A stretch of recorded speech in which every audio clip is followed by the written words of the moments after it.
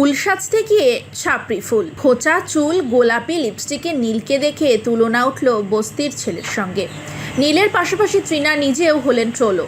কানের দুল নাকি মাথা চুলকানোর যন্ত্র, এ নিয়ে উঠেছে এখন প্রশ্ন। নীল এবং তৃণা দুই তারকা দম্পতি নিজেদের কাজের জন্য বেশিরভাগ সময় চর্চায় থাকেন। কিছুদিন আগেই তাদের গান বোকা সোডা প্রকাশ্যে আসার পর থেকে শুরু হয়েছিল জল্পনা, ভাষা নিয়ে উঠেছিল নানান প্রশ্ন। আর এবার নীলের ফ্যাশন সেন্স নিয়ে সাংঘাতিক চর্চা। বলাই বাহুল্য, হাসি ধরছে না বেশিরভাগের। কিন্তু কেন এমন হয়েছে?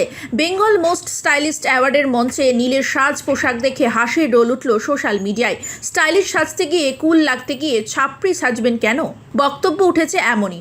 সাদা কালো একটি পোশাকে নীল ধরা দিয়েছেন সেদিন, সঙ্গে স্টাইলিং করা চুল, ঠোঁটে হালকা পিঙ্ক লিপস্টিক। আর তার সাজ দেখে ভালো কথা তো দূরে থাক, স্টাইলের সব কিছু ছাড়িয়ে গিয়েছে, এমনটাই উল্লেখ করেছে নেটপাড়া।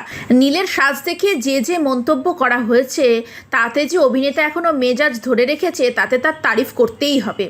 তাদের কথায় এ তো স্টাইল করতে গিয়ে বস্তির ছেলে পচা হয়ে গিয়েছে।